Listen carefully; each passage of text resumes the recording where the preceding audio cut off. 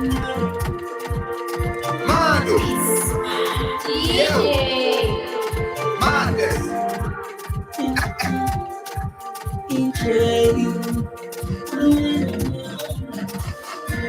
I said, young man, I got me up. I want to let be live where I swear. Now he said, my baby rapping, my old man, I get it. My kid was doing, I'm breaking the profit.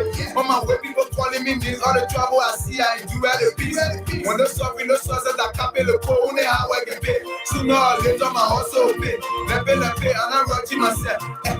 Keep it cool, everything have a CC. Too much rushing, I probably in Chesson. One day. I'll get it cool. One day. I know my hustle gonna pay one day. Any mistake gonna see my face. Me pa know I'm not watching it. One day, success gonna come my way. I know my hustle gonna pay one day. Any mistake gonna see my face. Me pa know I'm not watching it. One day, success gonna come my way. Yeah. My mama was so worried. My papa was so worried. My friend was the money. Any mess that will come on that list. So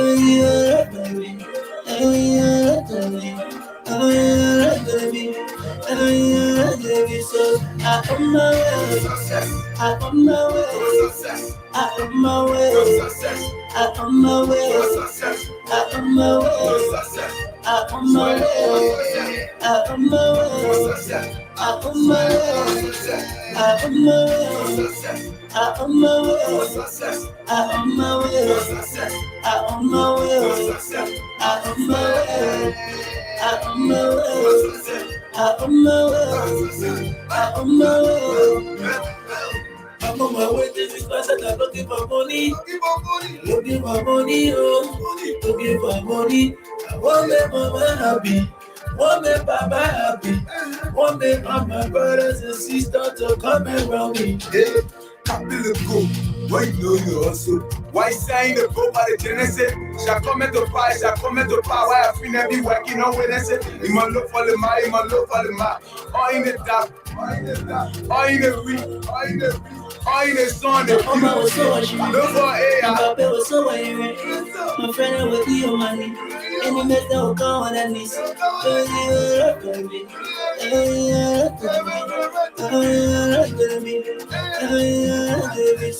I on my way. I on my way. I on my way. I on my way. I on my way. I on my way. I on my way. I on my way. I on my way. I on my way. I on my way. I on my way. I on my way. I on my way. I on my way. I on my way. Looking for money. Looking for money. Amando, you are a famous star now.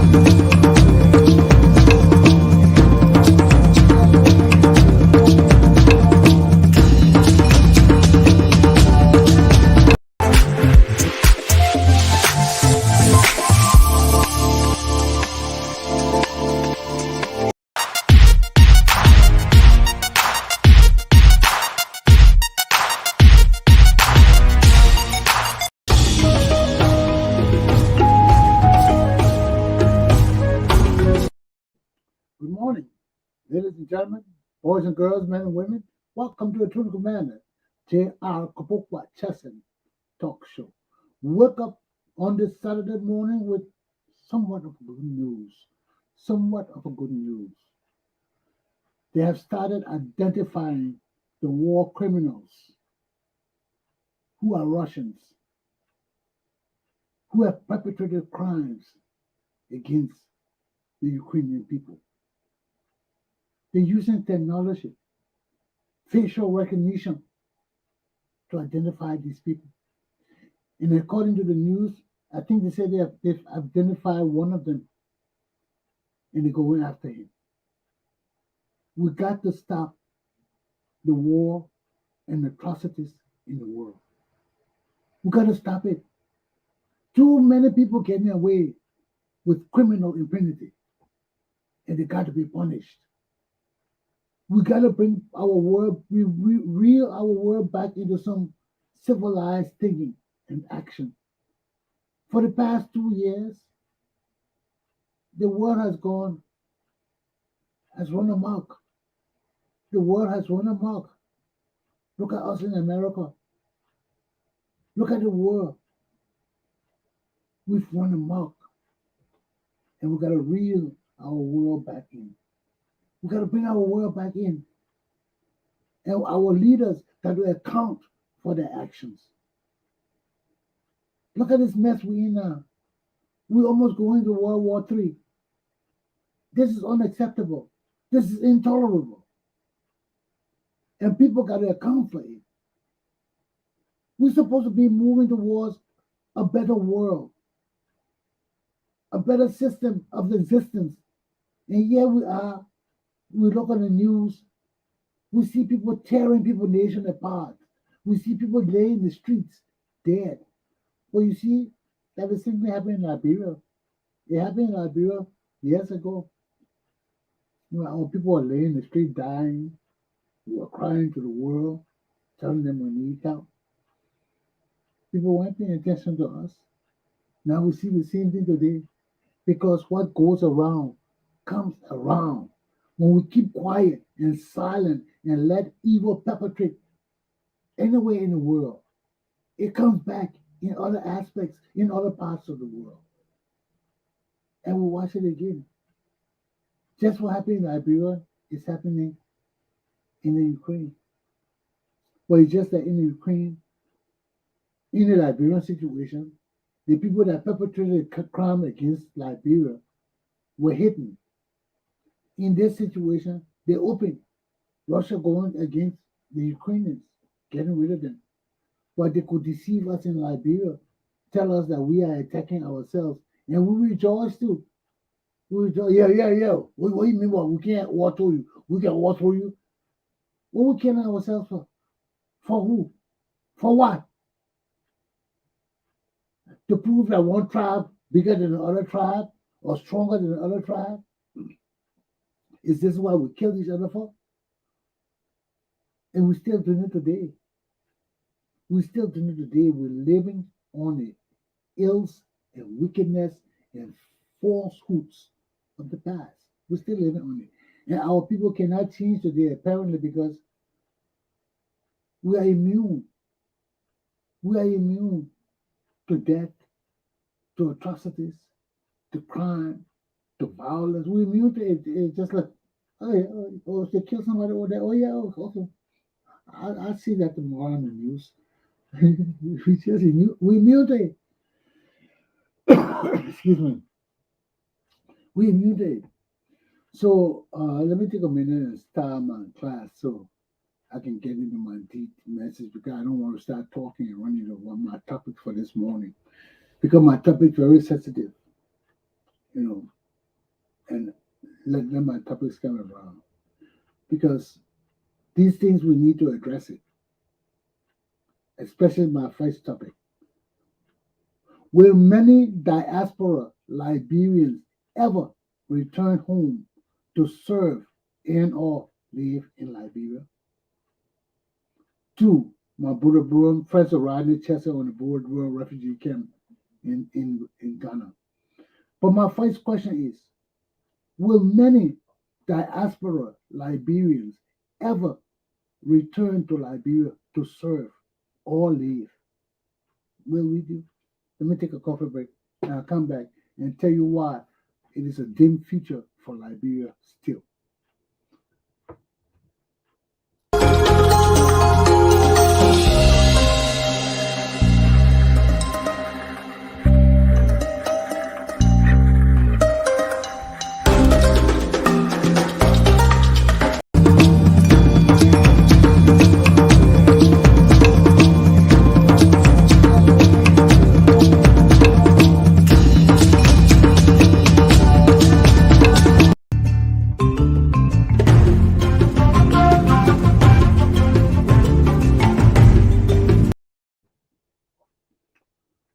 Will many Liberians, diaspora Liberians, ever return to Liberia to serve or live?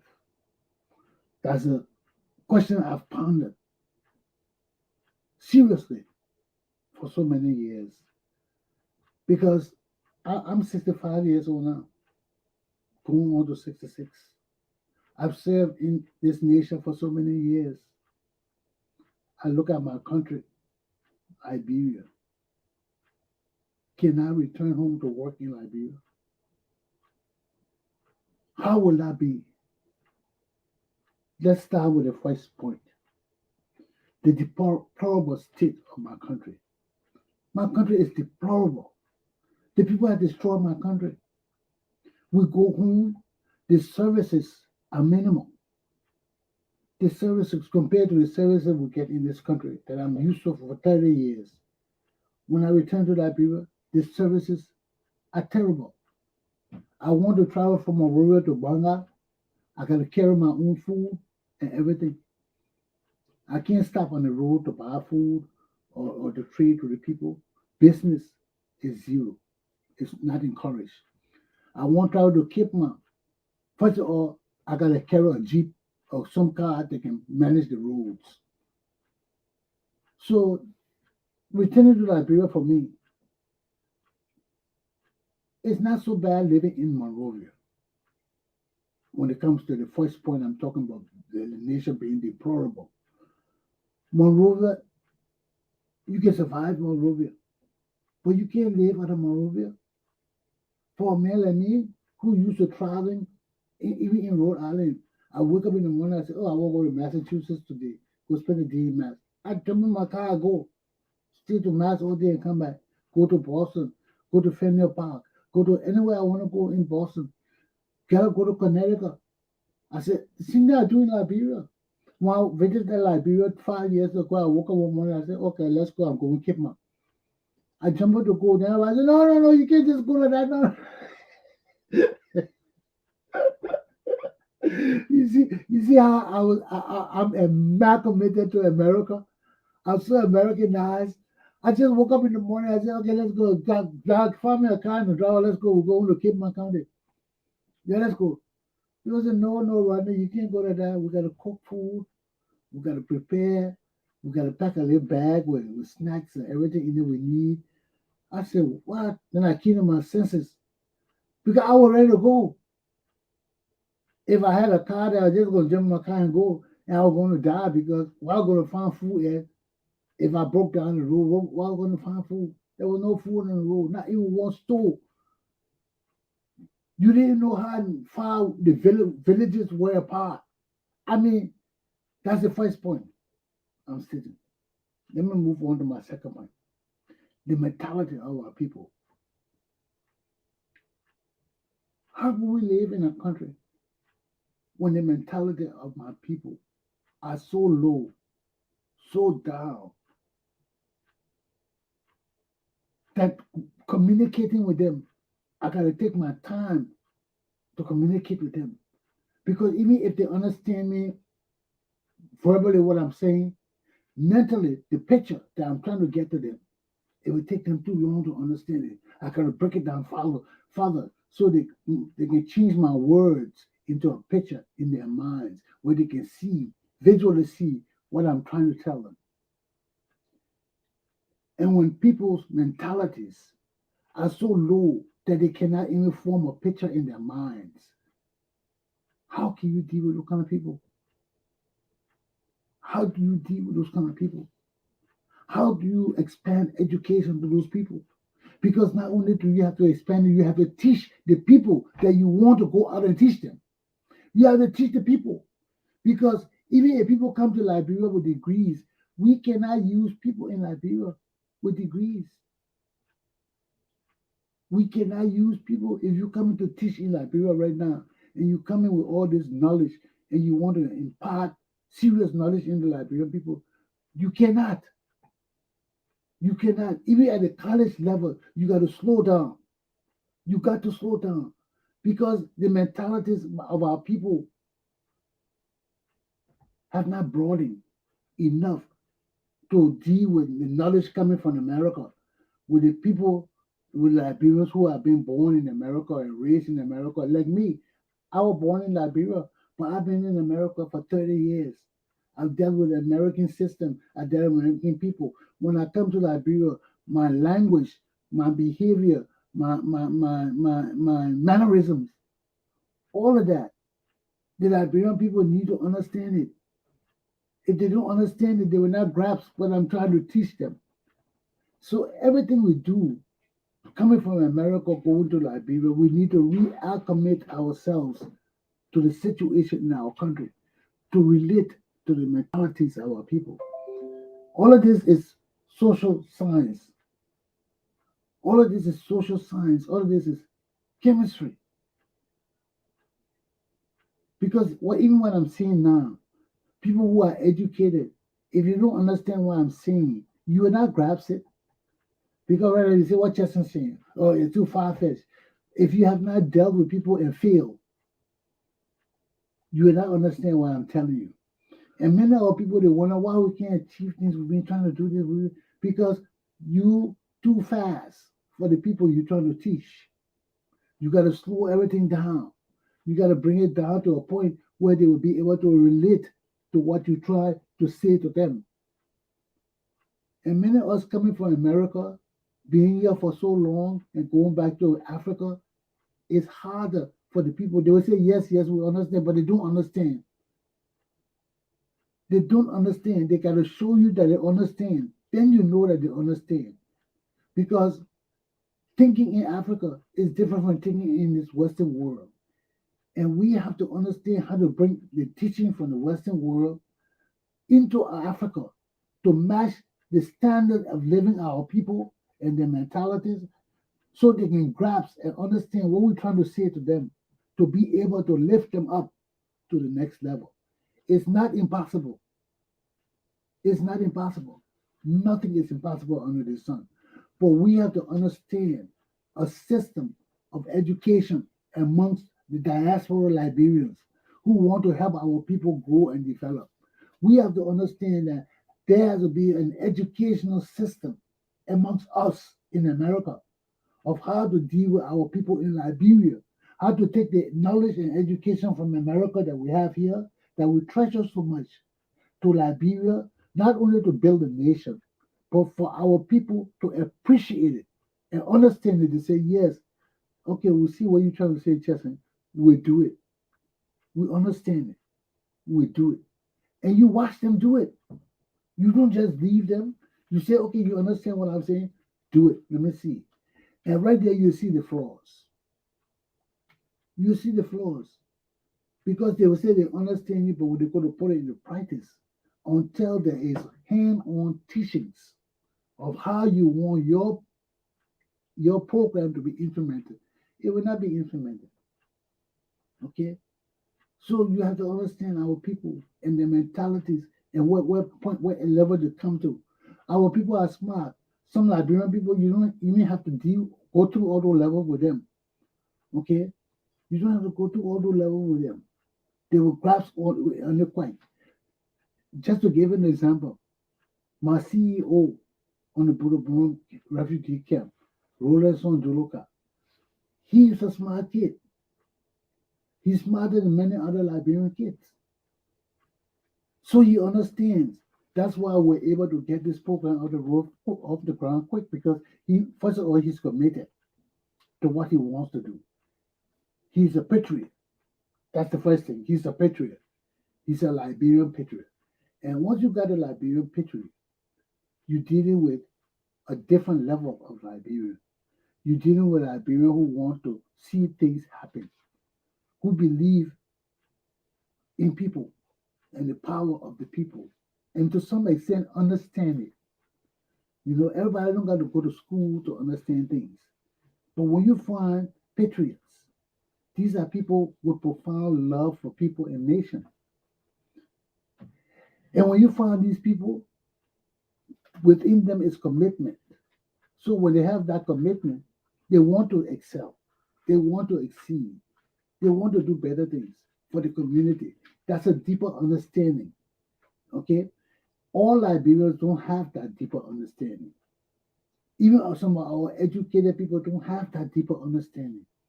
Everything they see is money and greed, and so they don't have that love, patriotism, to see things in their community, to love their community, their environment, the people around them, to see them excel together, or to even see yourself excel. You see, if you don't understand that your life can be better, if you take time to organize yourself, to learn, to see things better, you'll fail. So that's the first commitment. It got to be in yourself to want to advance yourself. So when you see yourself, that's the greatest love. No other love than self. So when you see yourself and understand that you have a desire to move from where you are to the next level, you want to learn. You have the eager in you to learn. And in the process of learning, you want to serve people. You want to better your community. You want to be a leader. You have that commitment, that desire, that ambition. So, right there, you are above the rest of the people who don't have ambition.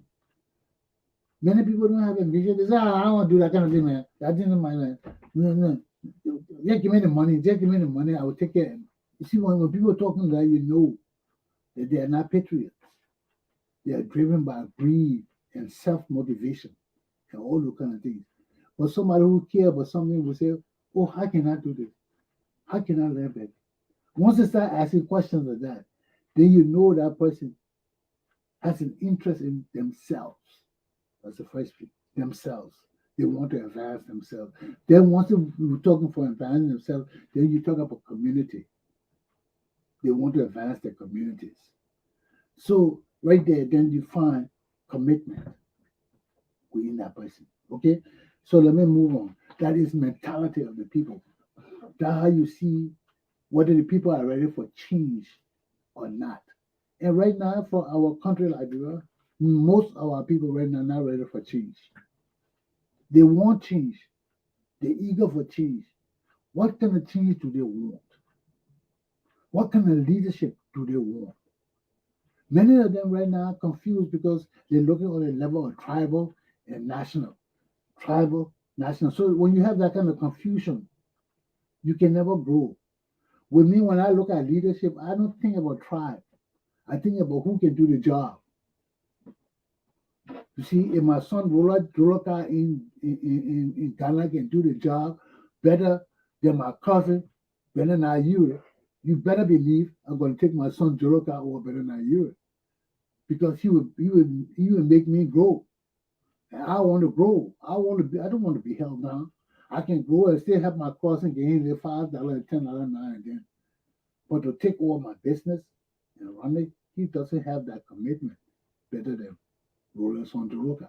So we got to evaluate our situation and find out what is in our best interest. Our best interest. When I say our, I'm talking about Liberia. If you are a patriot, what is in our nation's best interest? And when we look at things from that perspective, we are able to better evaluate how we choose our leaders and people to work with. So let me move on to the third thing. The third reason that would prevent many diaspora Liberians from coming home is health care. Look at me, I'm 65. Many of the people that serve my community with me, when we had all the things going on, we had education learning center, we had elderly program. All those people there right now are old. Some of them not as healthy as I am. Some of them are dead. People my age can't go Liberia. People my crowd cannot go live Liberia. The healthcare system in Liberia will not support us living in our country. We got to keep leaving the country to come back home to America because there's no healthcare system in Liberia. So what are we going to do in Liberia? So we got to be realistic. Everything we think, people in their minds, they think they can still go home and be government official and do things in Liberia. So they're fighting. Oh yeah, we'll do that. But when they're not looking at the reality of the situation, look at the reality of the situation. Can many of you go and live in Liberia? No, you can't. Many of us can't. Maybe our children can, And many of our children can either too if they have serious illnesses that require profound medical treatments. They can go to Liberia. So even if we won't come to help our country with the corruption, the stealing, the negativity, the mentality, all these things impact people coming to Liberia. I hear the people talking about fighting about dual citizenship. Nowadays I don't even pay attention to Liberia issues because I know I may never go back to Liberia. That's why I try to teach Liberian people on the internet. So when I die, you can look at my video and say, this man was telling us the truth. Because many of us can't go back home right now. Okay? The people in Liberia are adapted to the conditions in Liberia. Many of us not. Even if we go home and drink water, we can die for drinking water. Because our body has changed. We're not used to drinking that messed up water in Liberia. Even the water in the water that look good in the plastic bag where you buy it and drink it. I see everybody biting that thing. I can't bite that thing. My body not conducive to that thing no more. I live in a foreign nation too much. The kind of germs that Liberian people used to and can overcome in their body, it doesn't even bother their body. It may kill me. I've been in Africa too long. The diseases that are common to the people in that area, they can kill me. Even the malaria can kill me. I'm not used to malaria no more. Well, before I left Liberia, mosquitoes would bite me all day. I was sitting there, just bite me, just brush it, and I may not get malaria because I had enough built up plasmodium in me to resist the malaria smear from the mosquito. So all of that transforms you. All of that transforms you.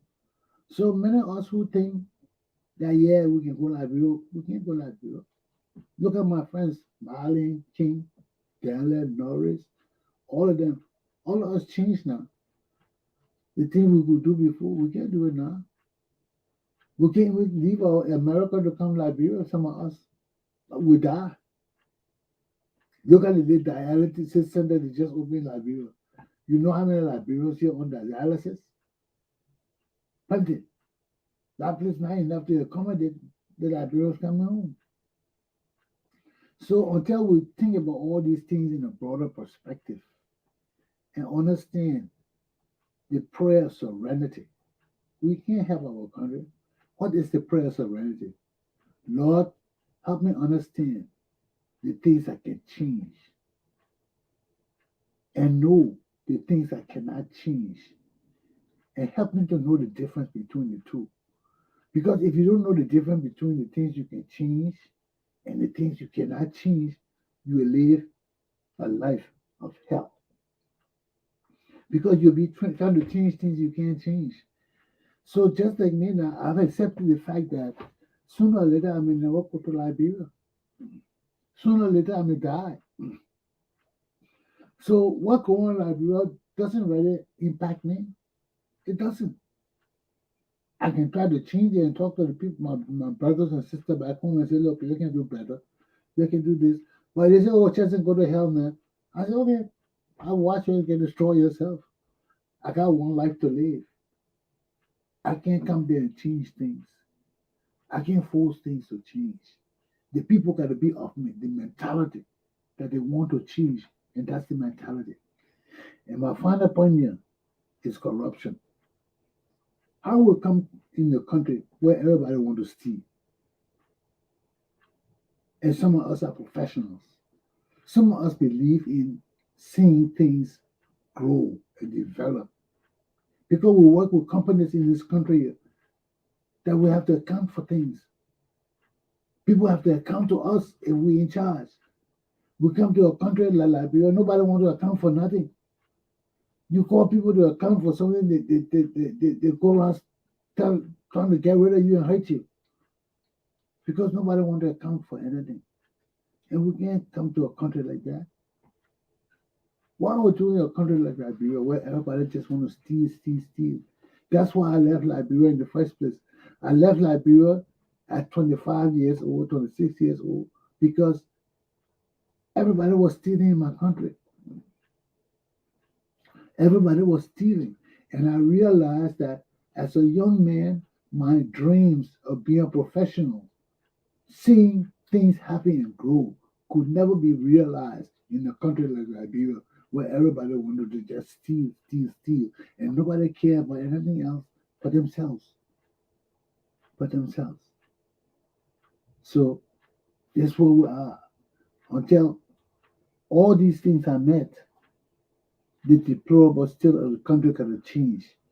The mentality of our people gotta change. The healthcare system of our country gotta change. The corruption in Liberia gotta cease and desist to make it more conducive for some of us in the diaspora to come home.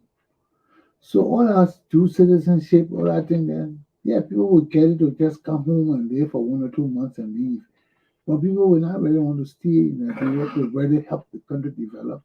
And until you stay in Liberia a year or more permanently to help the country can't grow. The country can't grow. Because Liberian people right now, what we need is hands-on education. Hands-on, not theory. Yes, we need theory too, but not as much as hands-on, because for our country to grow fast, the mentality of our people need to grow with their hands, not with their minds. The mental education will be too difficult for them and too long for them. Okay? Just imagine if you're 20 something years old right now and you've never been to school, how long will it take you to go start first grade, second grade, third? It'll be too long. You'll be there. So it's quite like the baking school that's going on right now in the Buduburam camp in Ghana. 6 months, you can learn how to bake. 2 months, 3 months, you can learn how to bake. You can go out and start your own baking business if you got money. If you can do it good, if you're doing well. But if you didn't fulfill all those things in the theory aspect, which you got to get a degree for in 4 years, then another master's degree, then a PhD, we can't make it. We can't make it. We need hands-on people to build our country right now. We need roads, we need houses, we need infrastructure, we need people who are educated and skilled in these professions to the T. That when you say you can build a house, you say, yes, I can build a house. And you how many bags of sand you need, they will tell you. How many zinc you need, they will tell you. How many cement you need, they will tell you. Off the bat. Because they did their vocational education. They didn't have to go through years of college. Did they hands-on stuff? Did they see and learn stuff? Just like you come to see soon. Okay? So these are the things that will impact the development of our country. We have to make our country conducive, somewhat conducive. It's not everything don't have to be perfect. But with the wealth of our country, if we have good leadership, our country will be conducive enough for many people to come home and make our country better. And the more we be suffering, you see what I talk about mentality? Everybody goes, oh, the diaspora people, let us stay there and push their cartoon. There are people who don't want to develop. There are ignorant, dumb people who don't want to develop. They think by keeping those other people away will give them the opportunity to rise in status and money and power. Then how you achieve those things? You impoverish our country. You slave our people because your mentality is not good enough to match the foreign people who you be dealing with. And you just rob our country because you're a dummy. So don't be a dummy. Be smart. We need all our people because one village, we are all one village. And it takes a village to raise a child. Because in that village, we all got that input in the development of our children, our community, our self ideals. All those things are put together in there. And we work with it. We deal with it. to make it work for us, not against us. Okay? So my people, we got a lot of work to do. We want people to come home. We gotta fix it so they will come home and want to stay home and be able to stay home. Not only want to stay home, be able to stay home. I can want to stay home if I come home, but they conduce the healthcare, the mentality of the people, all these things not good for me. I gotta pack my shit and leave because it ain't working. If I come home and teaching my people, and I see and then I get it, all the people say that killer guy he teaching us something bad. Why was the other people over? I will check out. So it's the mentality of our people, the healthcare of our country, the deplorable state of our nation, and corruption that is changed for more Liberians to come home. And we need leaders to do that. And George, we are all the people there in Liberia. I know they're the right leader. I don't know. I don't know if they're the right leaders. But we'll see. We'll see. Time will tell who loves Liberia. Okay? So let me end my topic right now and get on my second topic. And my deputy, Karen McLaurin Chesson, will be joining me for this topic. But let me see, is she ready? I think she's ready. Can you get your chair a second over, please? And before I do this, I will start a show so you can see what my people doing. Through my course, I want my Liberian people to learn how to bake. All of y'all don't have to be on the Buduburam camp to learn how to bake. So I've instructed my CEO, Son Jologa, to film every baking section so that we can film it on my show here. I hope every session will be less than 30 minutes, but I want them to go through the step-by-step procedure of mixing the flour and all these things so we can see how to do it. And those who want to learn from the show too can learn. Everybody don't have to be in Ghana to learn. So at least we'll take part of the session to do that. You can see my board behind me. We have started to fix the sewing and computer school. God has blessed us with the funding, and we took advantage of that immediately and told the CEO, go ahead and tell the carpenter to start renovating that place. So our sewing school and computer literate schools are on the way. Okay, so watch this video. Let my deputy sit down, and after it will come to talk to you. This is your baking course.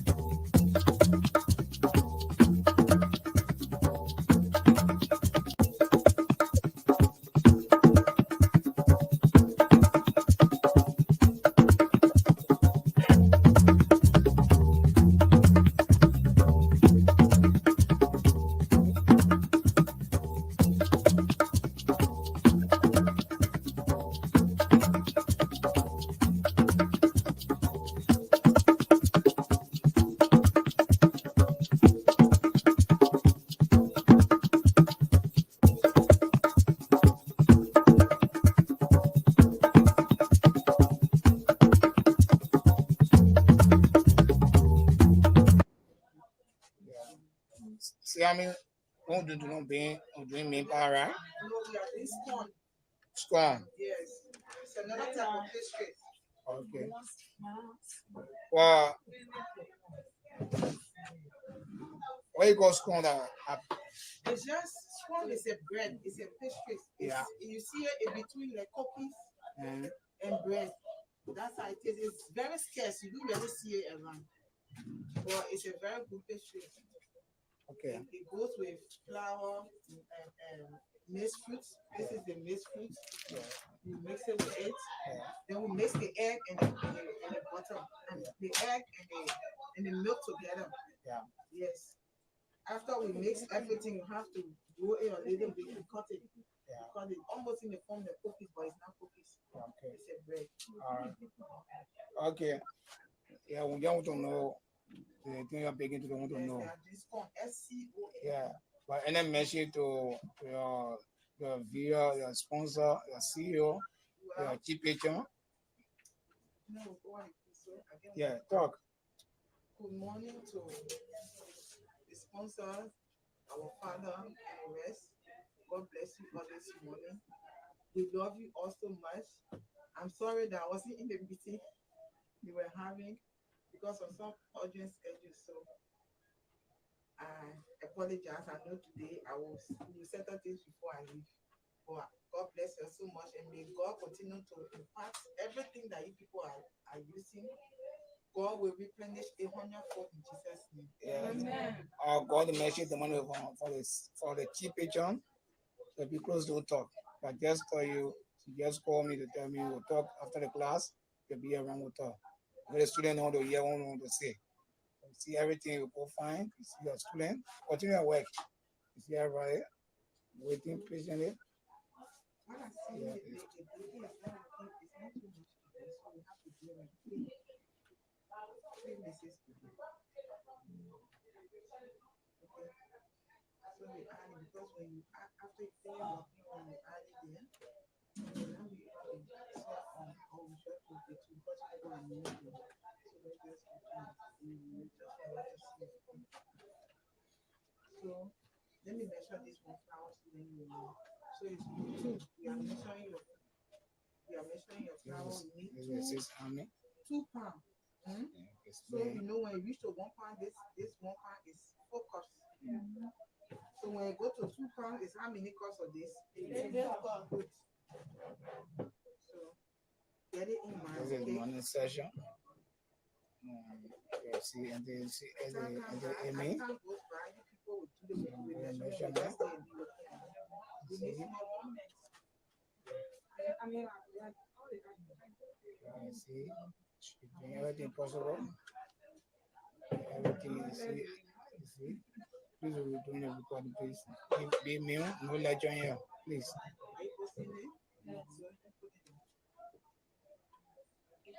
Now we have measured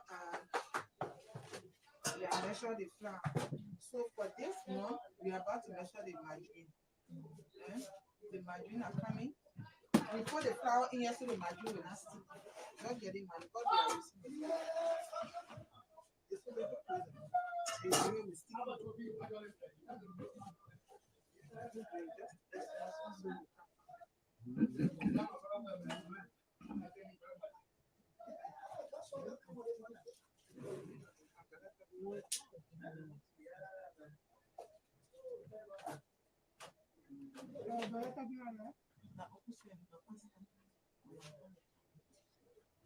Okay, we are about to come to do we are about to do the margarine.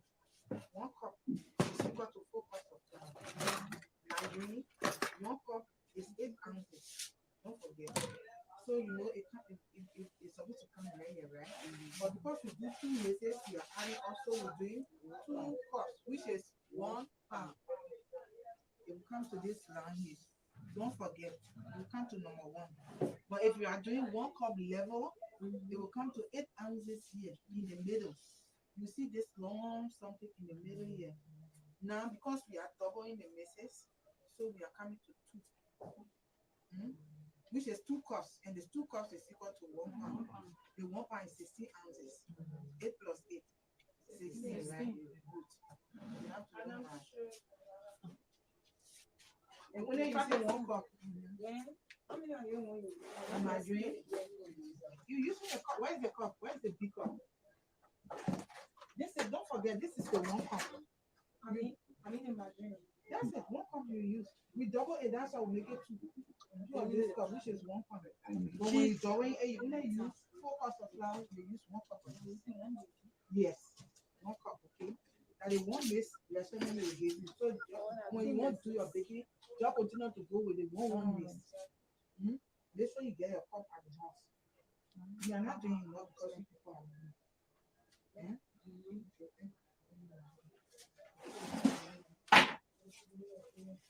Empty. Today, are you rubbing? Who's rubbing today? Preso. Where's your gun? You get some. You wash your hands. Yes.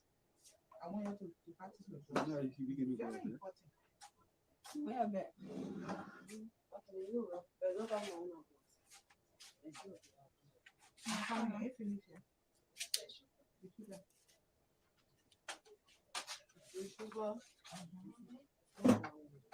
Where's the sugar? I don't move there's something from there. Bring the sugar.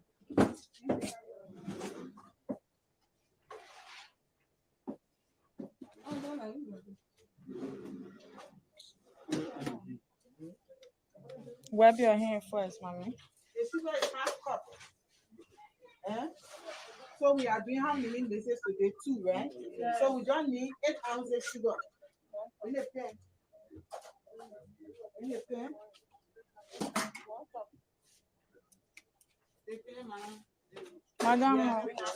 Madam, please, on Wednesday, when we did the banana bread, they were complaining of the sugar. So why you people need to have No, we already do it before, and she can. anytime you put out Okay. And the reason why I bring it up because they also complain on the banana bread. Say sugar.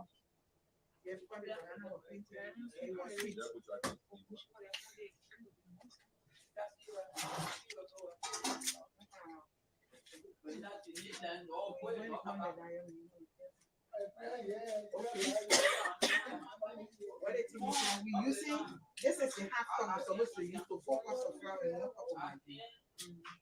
But because we double it, we're using a cup. And we come to 8 ounces. The sugar, yes, the sugar is 8 ounces. Have you posting it?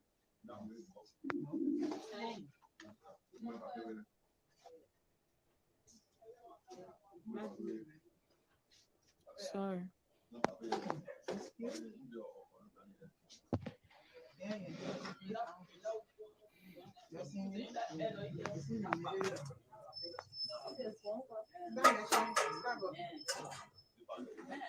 This is one cup, okay?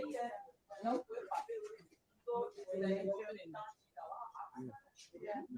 Okay. Everybody seeing it? Yeah. This is 8 ounces, okay? The 8 ounces are 1 cup here.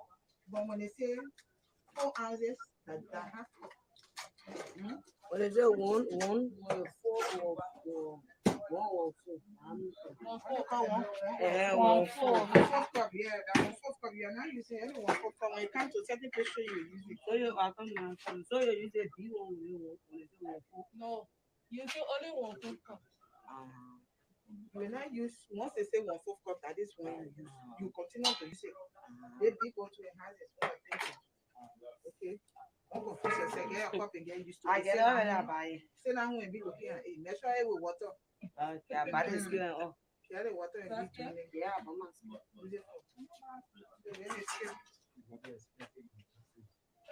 You have to feel the texture. They say you should rub well, same texture. Rob, start talking. Where's the baking powder? It says already. Yeah. Yeah. So one base is 2 Open your hand again, teaspoons Rob. baking powder. Hello? Yeah. 1 base is 2 teaspoons baking powder, but because you are doing 2 bases, how many teaspoons baking powder you use? Good. I ask everybody. Yes. 1 base is 2 teaspoons baking powder, but you are doing 2 bases. How many baking powder? I mean teaspoons you use the baking powder? 4. Good. Don't forget. Don't close your hand. Open your hand. Open your hand when you are working. Leave the spoons. For that all of cup, only 1 cup should be also, please. Give me 1 teaspoon there. Just only 1 teaspoon. I will put the other teaspoon there. That is spoon here. When they tell you spoon, the 1 spoon is not in the list. I need it. 1 spoon is not here. 1 teaspoon, look there, you see 1. You want a tablespoon and half tablespoon. TPS, look on it. It's not there. It'll be hold it. Look at it. Look there, give it to me. 1 teaspoon on it. Look there. I want to take it. Look there. And give it to me. And then we have I'm getting used to your teeth. 1 teaspoon, you see a TSP. yeah. Then remove it. Yeah, moving now. TSP. TSP. It's not TBS. 1 TSP. You have been wrong spoon to me. Then take it from there now. This is not one. This is half. People making a mistake. I know this is half. Only Yo, me calling it's me not funny. Only me funny. This I is want a half TBS. And now on our side, can't hold it. We calling him. Me find a spoon. You call me so to stop thinking. Next time it's when I'm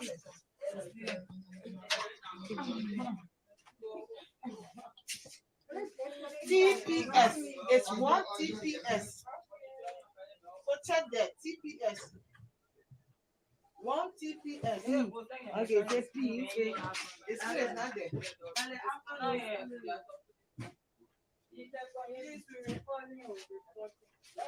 1 TPS. You are still waiting for the 1 TPS. It's not there.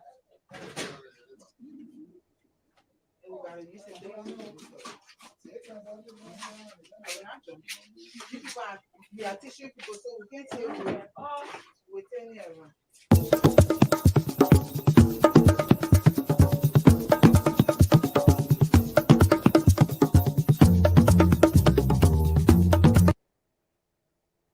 Well, ladies and gentlemen, that was it. I have with me my trusted assistant. Lift up a bit. Lift up there. Yeah, okay, there you go. I got my trusted assistant, Miss Karen McLaurin Chesson. Karen, what do you think about that movie, that video? It was excellent. It dealt with math. Yes. That was their math opportunity. A lot of mix those, How to mix this flour, the flour and the butter and measuring cups and spoons, and it was good. It was a challenge, right? No, I mean, I challenged them too. everybody was responding like they knew what was going on, so it wasn't It was a that challenge. difficult. Yeah, I mean, when I say challenge, I mean getting out there and just perform what you gotta do. Yeah. It's still a challenge, you know. You gotta, but it met it. You got out there and did it. So, ladies and gentlemen, that's it. We just need your support to keep this work going on, and we're appealing to you. The school is now named Dr. Glenn S. Prescott School. You don't have to put the MD and MP-ish and all of that. You can just call it Dr. Prescott Community Vocational and Picking School. Okay? Self-help. Self-help. That's the main thing. Self-help. These people doing it on their own, man. They're doing it on their own. No government, no association. So we just got together and said we can do it. Let's just get some people in the community who care about the community. And Prescott and David Cicilline and Jenna Cooper Nelson And Levi Adams and Sunrise Forever. Yes. And Green, my brother Green, Benjamin Green. Yeah. All of them understood the significance of what needs to be done for our community people. And these people are not necessarily from the Liberian community. No, they're not Liberians. But they care Yes. about this initiative. They care. Oh, we forgot to mention Michael Solomon. Yeah. And what was her name? Annie Hillary. And your other friend who gave her the 100, what her name? Pam Jones Ben Jones, Barry from Woodard North Jones, Carolina. and the other one we met in Massachusetts who just gave us $100, just put in the mail and talk with you. Oh, Yeah, we terrible. don't want to forget our people, man. We got everybody listed. We have already written people telling them thank you. We just call the names of the cuff now because these are people who have been good to us and we remember them. So Jackie. yeah, Jackie Curry. Yeah, Jackie Curry. Yes. So all of you, thank you all, man. And Rosalie here. Rosalie, yeah, in Rhode Island. Yes. And Mac, Mrs. Allen. Mrs. Allen. And Mac at Platinum, Texas. Mac at Platinum, Texas. And well, people have given us money. Yes, yes, they have. And we're happy that we were able to flip it around so quickly. Yes. So the people didn't have to wait. Yes. The first stage is making sure the space is meeting regulation. The next phase is getting the equipment necessary in order to implement the trainings and supplies. And that's where we are with the sewing school. Yeah. So we got a baking school out of the way now. We've done everything with the baking school. They're running now. They're trying to get up to be self-sufficient. Mm-hmm. They're buying their own supplies and everything now to keep the school going. Yeah. They just got to augment their baking so they can make more money. Mm-hmm. to get stipends for themselves. But they're on the way. So at least they are more professional. They're getting more professional in their training, in their skills and everything. And they got a rhythm. They have uniforms. Yes, we provided the uniforms to them too, so they didn't have to pay for the uniform. Our sponsors did all of that. Mm-hmm. So we're so glad to see all of them. Even the teachers got their baking uniforms. Yes. Okay, so it's going. And the funny part about it, I was talking to the CEO, Roland Sonjoloka, this morning. He said, that the people didn't believe in it now. But they see the school going on now. Happening. All of them eating the bread now. It's a reality. It's a reality now. Now they see this sewing school go on now. They were sitting there waiting for the sewing school. Now the carpenter is on the sewing school. It might be finished next week or something. Oh. Yeah, the outside, the sing, putting on the sing. Well, we look forward to seeing that work. So. And we do need your support. And remember that you have helped to make a difference in the lives of these folks on the Buduburam refugee camp. Yes. I'm trying to correct my filter. I just still looking white. Yeah, let me think. That's the sun in the back of us too. The sun is up now and got all of us shining. And I want to make sure we don't get too, I'm so white. Oh, I want to make sure we don't get too white. But anyway, we're not here for long. The sun is up. I don't want to mess my board up. Ladies and gentlemen, we thank you all very much for being with us. And we want to let you know that the show is going on. The baking thing, we'll try to keep you all educated through the programs because, you've seen the people in Buduburam camp, when they came learning how to bake alone, when we have access to TV and video that we can help you learn too. We may not be able to show the whole show if it goes over 10, 15 minutes. We just want to give you a good insight of what they're doing when they come and give you a little idea of what baking is all about. We thank you all very much. And thank you for your donations. Thank you for your support. And remember, phase 1 has come to a reality. Now we need 2 and 3. We need to get the sewing school up and running, which calls for equipment, expensive equipment.